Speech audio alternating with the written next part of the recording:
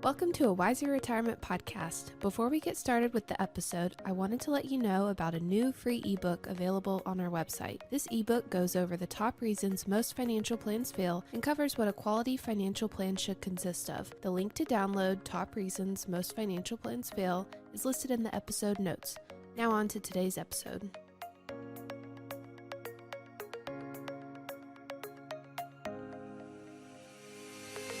Welcome to a Wiser Retirement Podcast, where we believe the best financial advice should always be conflict-free. I'm your host, Casey Smith, guiding you to financial freedom. Today is my co-host, Missie Beach.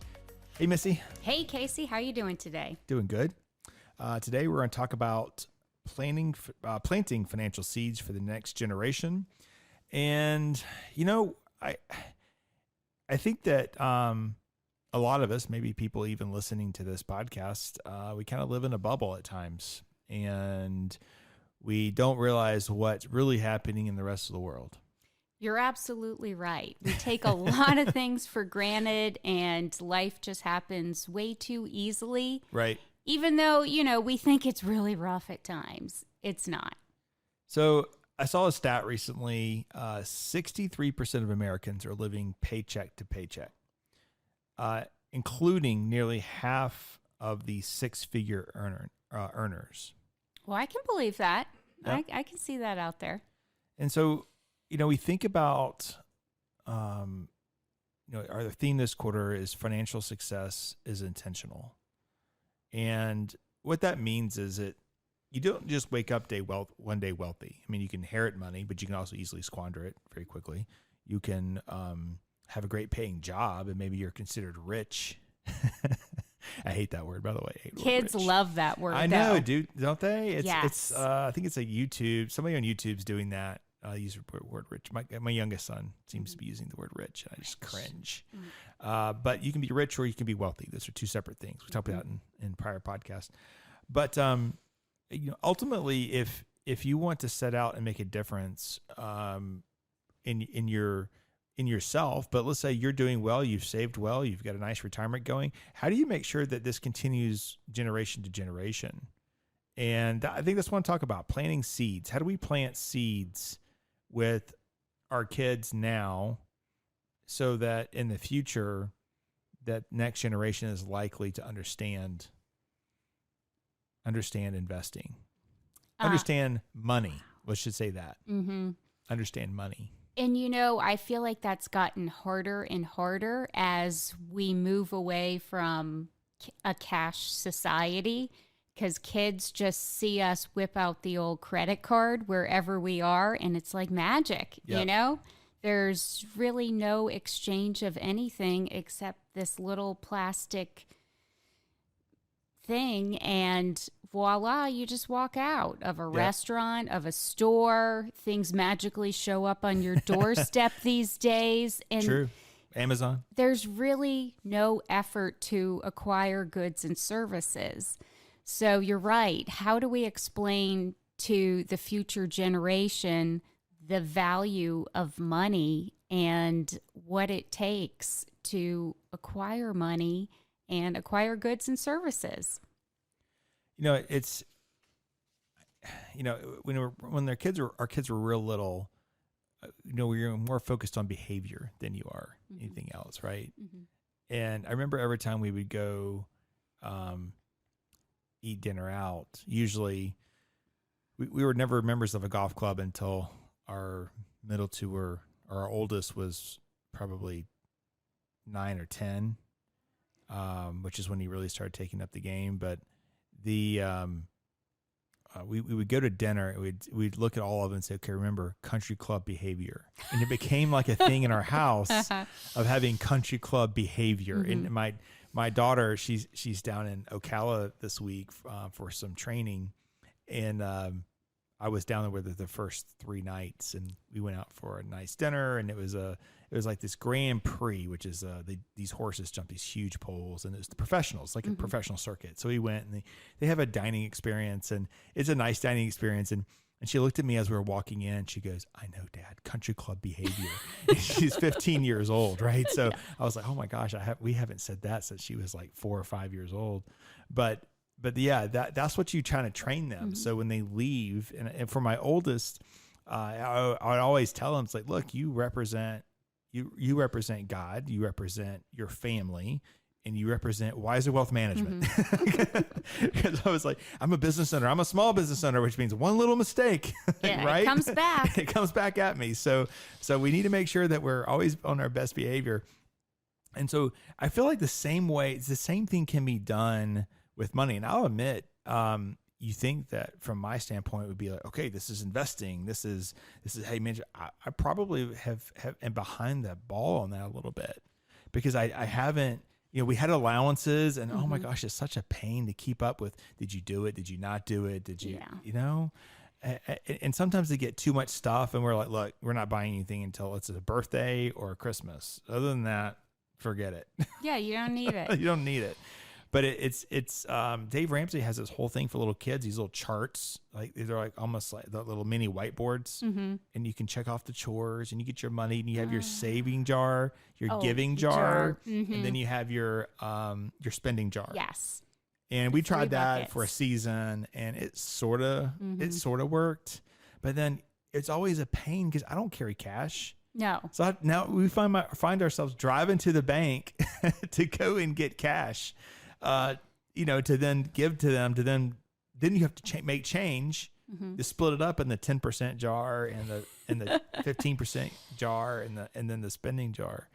I don't know. Did you do anything with your boys when they were real little with money? Well, this is kind of a funny story because this is my professional life. I always talk about it way more than my boys ever want to hear, at the dinner table, whenever, and they just their eyes glaze over and roll back into their heads, and they're like, oh, Mom. But when my oldest was a toddler, some of his first words were compound interest. And I would say, Hatcher, now why do we save money? And he would say, compound interest.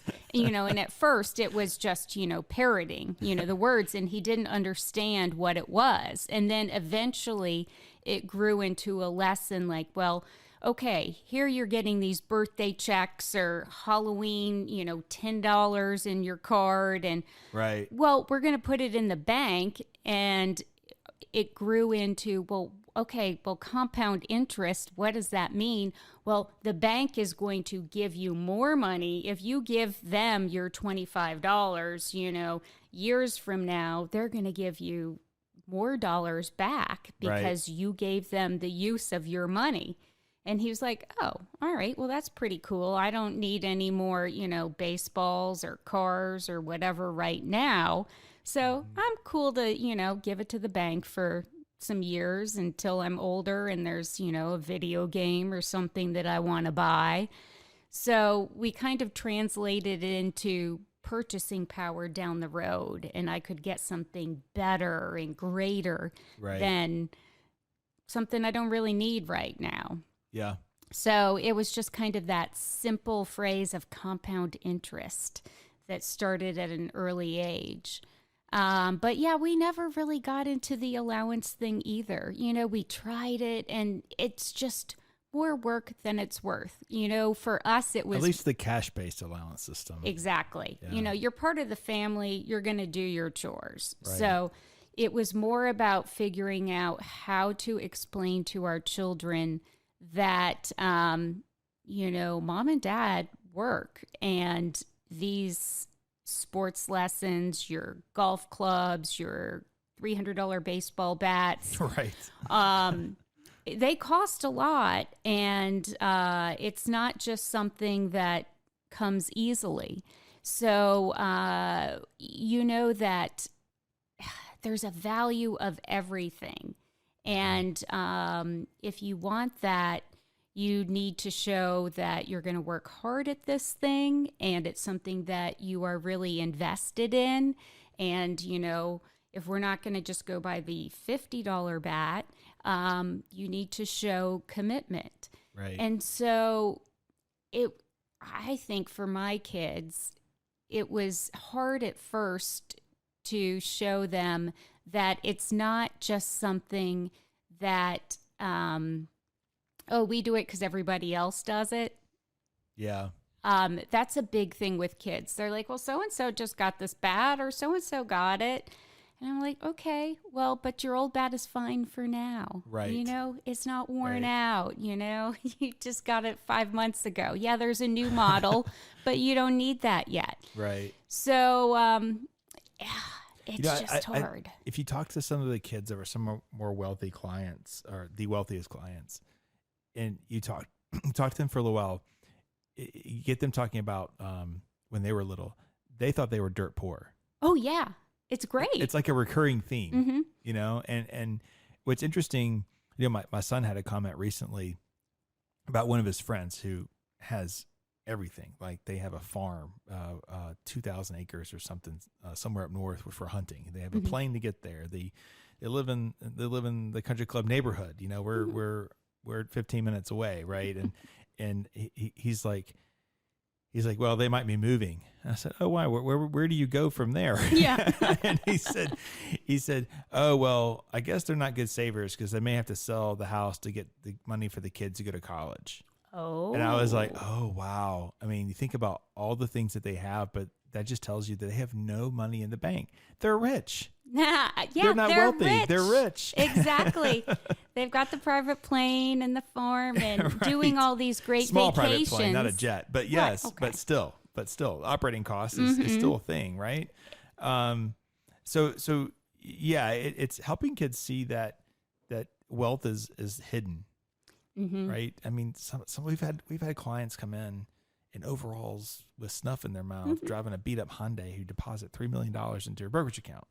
That's you know, it the just best. yeah. The millionaire next door, I guess, is what we're looking for. But I think honestly with planting seeds, I think it's parents seeing you and living by your example.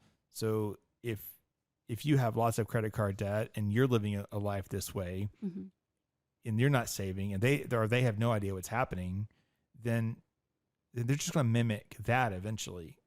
Especially for more wealthy families, because you have a certain lifestyle and they graduate thinking they need that minimum lifestyle. They don't understand about starting over. Right? Absolutely. You know? Yeah. And think about it. Another area where our clients really excel is cars, because how often do you meet with a client and they're like, oh, yeah, I guess it really is time to get a new car. My car's, 15 years old. It's got 180,000 miles on it. Absolutely. And then I think about my kids and they're like, oh, Mom, your car's 20 years old. Why do you drive this? It's so embarrassing. And I'm like, because it drives. It still looks good. Right. It's sound mechanically. So why would I get rid of a paid for car, boys? Yeah. And they're like, oh, all right. And I'm like, see, this is how you make sound financial decisions. Yep. You don't get rid of an asset that works to buy an asset that depreciates. And they're like, okay. But yet that's the American way. That's why 63% people are living paycheck to paycheck, because they're trying to chase what they see other people doing. I will say in the metro Atlanta area, if you drive down the street, for the most part, there's some really nice cars. Everyone seems to have new cars. Now there's a few areas of town where that changes pretty dramatically. But I was in Memphis over the summer with my son for a golf tournament, and it was in a very challenged part of town. We'll just say that. We drove my car there. And while he was playing a practice round, I ran over to the local grocery store to get Gatorades and all the things he would need for the week. And my car in the parking lot was the only one that was completely intact. Oh, jeez. Every car in that Memphis parking lot was missing bumpers or door handles or something. And you don't have to drive a car like that. No. Well, did your son notice that? Well, he didn't go. Oh, he okay. Didn't go. Yeah, I was a little nervous. I didn't really know where I was, and I would not go back there. But the point in all of this is there are people who are hurting, who need probably some change or counseling in their life, not because of their bad car, but because they're just making bad life decisions or they're living from dollar to dollar. Yes. But that's not the majority of Americans. Majority of Americans have the ability to make changes. They just have to make hard decisions. Exactly. And you can't be worried about what other people are doing. You worry about what your situation is and what's best for you. Dave Ramsey has that great saying, act like no one today so you can live like no one else tomorrow in the future. Oh, right? I love that. Yeah. And I think it's really good as parents to let our kids know, like, why we make that decision. Like, hey, Sure. Well, we don't need a new car because our 10-year-old car still runs. Yep. It's fine. It gets us from A to B. So, hey, we don't need the new Range Rover. We don't need the new Maserati, like, your friends. We're great. More than likely. Now, there are people, especially, I guess, in the higher tax areas, Fulton County, that area, that have the ability to have tremendous amount of savings and have all those things. And that's great and good for them. They're living the American dream. They've created businesses and grew those businesses, liquidated those businesses, whatever. But again, it's teaching children about, these are your resources. This is how much you need to put away. You have to live below that. You can't live on 100% of your income. You have to live below that. And then there's we talked about this in our legacy planning series, but there's a whole nother element to that too, is especially for kids who would be having trust funds, or you're going to be providing an income for them because you can, because you're trying to reduce your wealth. For those people, it's also being good stewards of that resource. Oh, absolutely. And so I think that those are great ways to plant seeds with your children, is starting little. Now, mine are no longer little. They're 2 teenagers and one that's screaming, screaming that way. But for them, I've never done an allowance. I've been like, go get a job or go do whatever. And I'm actually starting to second guess that right now, because what I see with my oldest is he's out with his friends after practice, and he's getting a burger or he's getting this or that, and buying gas for the car, right? And so for me, I had a job, but for him, his job was a sport. Yes, because his sport is paying for his college. In order to keep that going, he's got to continue to be really good at his sport. So for him, I'm thinking that probably the best thing to do is give him an allowance and say, okay, this is your X dollars per month. But once you take the girlfriend out to dinner and once you do all these other things and pay for your gas, you're out. Yes. So you're teaching them to live on a budget, simulating what their income would be once they're employees, right? And he can supplement that. He can do side jobs, like if he caddies, he gets $100 or something like that. That's a great idea. And I know a lot of families that do it that way. They'll give X amount to the teenage kid. And especially once they're in college, they'll do this. And the child will have to buy their clothes, their books, their, dining out, their social, expenses, all from that one lump sum. Yep. And it does train the child to I forgot about clothes. budget. Yeah, clothes. That's a really good idea. Well, and that works better for girls than boys. Like, gosh, my teenage boys have no concept of what clothes cost or how to even acquire clothes, I think. Right. Yeah, that's true. My oldest, he's a golfer, so all his clothes come from the pro shop. Yeah. And he's like super skinny, so they very rarely, he'll call me occasionally. He's like, Dad, they have extra smalls. It's like, get them all. Stock up. But yeah, I agree with the budgeting once they're teenagers, trying to do it that way. If they're not going to work because they've got some other focus as, their way through life. And yeah, other than just handing over Dad's piece of plastic, I'm paying the bill, and they have no idea how that gets paid or what happens with that. Exactly. Even if you give them a set amount on the credit card, that's still not doing it. A limit, yeah.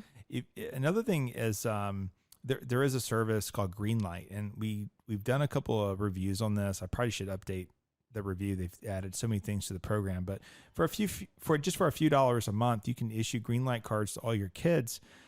And if you can do an allowance system, if they do an allowance, they can check it off, and then you can approve a transfer from your account to their card. Basically, it operates like a big debit card. And so you can you have a savings account, which I think pays like 3% interest now. Wow. You have a spending account. If you use their debit card, you get like cash back, just like a real credit card would do that. And then they have an investment account. So you can pretty much buy anything inside the brokerage window.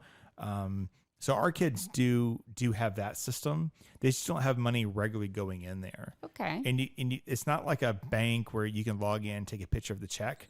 So we still have to have bank accounts for them at our bank. I have to take a picture of that, the grandparents' check, and then deposit it into my account, then transfer it over to their green light card. Oh, okay. And the green light card is not always accepted because my daughter ran into this in Hilton Head, and she was trying to pay with her green light card when she was like 11, and the lady asked her for her ID. Oh, jeez. Well, I have to have ID. And I'm like, are you kidding me? An 11-year-old? Like, I'm literally standing there with her and I'm having to use my own card.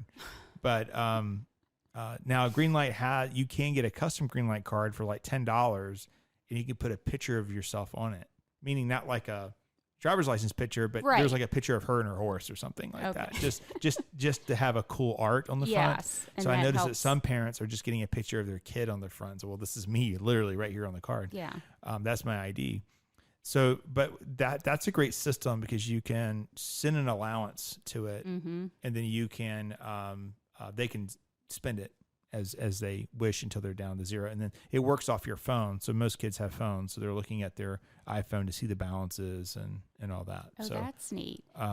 So it's a great service. My oldest is probably. And they have it for seniors too. They have a senior version for like mom and dad. So you can keep tabs on mom and dad. Exactly. Money. I like that. Yeah, especially if they're like in a nursing home, but they can't spend things.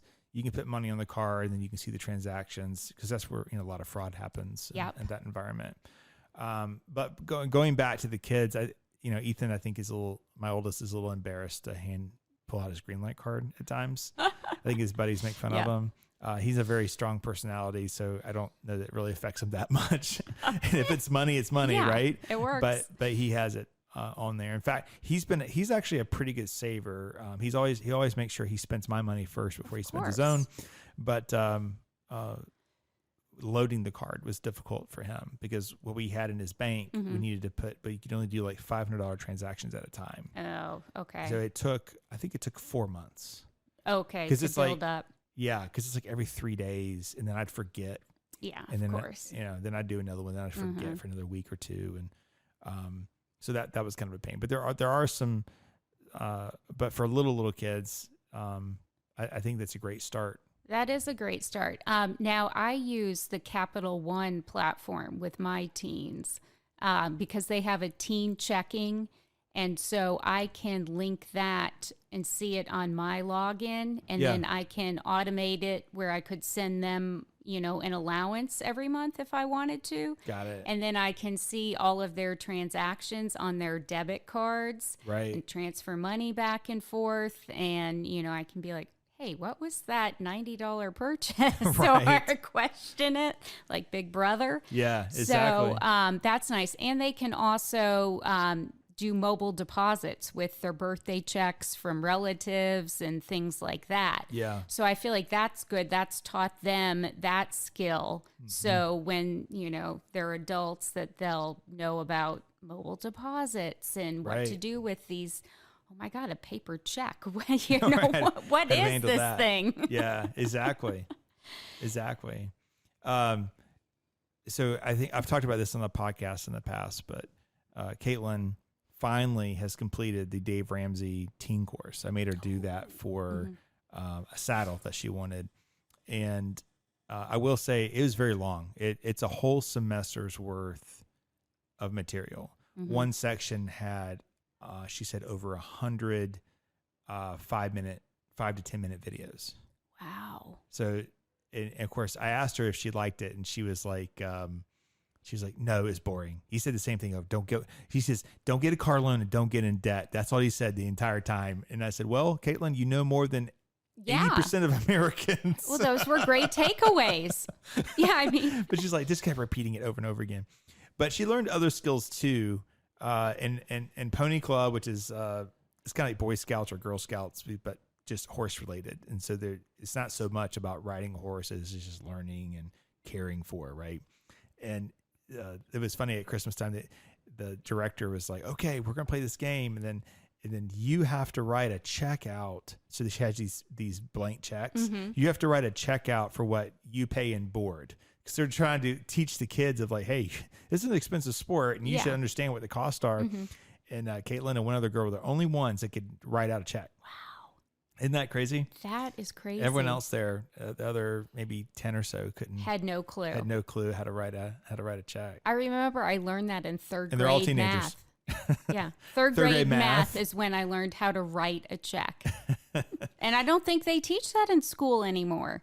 No, probably not. Well, in the state of Georgia now we have that finance class that will start, I think is it next year, required for all high schools, or so that should be in that class. But yes, you are correct. They took it out for a while, which is kind of silly. But yeah, I think it's just little things like that and just talking about what's happening, talking about how things work. But more importantly, it's setting an example as you're talking about it. Don't say this is what you should do when you're actually doing something polar opposite of that. Exactly. Right? Yeah. Just modeling the good behaviors and not being afraid to talk about money. Correct. Not in numbers necessarily, but just the concepts. How things work. Absolutely. Yeah, absolutely. I think that the planting seeds, you want to stop, like if you have people making bad money decisions in your family, you have to stop that generational curse. Mm-hmm. And you can stop with you, and maybe it already has, but it's teaching the next generation. This is how we built it's telling the story. This is how we built our wealth over time. Mm-hmm. This is how it was in the beginning, before you were born or before you remember. Mm-hmm. We were really, penny pinching, and what you see now is different, right? Oh yeah, when we first got married, remember how it was, and it just decisions that we made along the way that got us to where we are today matter. So it just doesn't happen by chance. Just keep reminding kids like that. It's every decision that you make has an impact on your financial future. I don't know. There's much more that I can add. I will say you might want to take a look at episode 128, transferring wealth from generation to generation. We get into more how to do more bigger dollar transfers. Mm-hmm. Episode 121, designing your portfolio to leave a lasting legacy. Those are all more estate planning. There's a great YouTube video we linked in our show notes to what is legacy planning, why is it important, and then our role as financial advisors in legacy planning. If I can spit it out, I think the big thing is just helping. There's a point at which you can teach them when they're younger, middle school age, and then there's in high school, unfortunately, they're teenagers and they're not listening. No, they're not. So I think the other phase of that, and I have not experienced it yet, and I guess you're on the edge of it, but it's going to be in college and as young adults, is being able to, hey, let's go grab some coffee. Let's talk about your financials and what's happening, or hey, you just got your first apartment, you're trying to buy your first house, and let me explain to you the basics of how this needs to work, right? Oh, absolutely. But even then, I have dads that say, well, I've been telling them, but they're not listening. But if there's any one takeaway, and you may have something different, but I think it's 10%. If you can teach them to save 10% of what they make for their future selves, they're going to be multimillionaires. Yeah. Oh, by default. Start talking about that now. So that's ingrained and it's automatic. So when they get their first job, they put 10% on that line when they're filling out their 401k. Yes. Yeah. even if they don't feel like they can afford it, they have to be able to do it, and then try to live on the balance and staying out of debt. Absolutely. But yeah. All right. Missy, thanks for the conversation today. All right. Thank you, Casey. All right. Bye-bye. Thanks for listening to a Wiser Retirement podcast. We hope you enjoyed today's episode. Make sure to subscribe wherever you're listening, that way you don't miss any new episodes. We would also appreciate if you could leave a rating and review. If you have any questions about anything that was discussed today, head to wiserinvestor.com and reach out.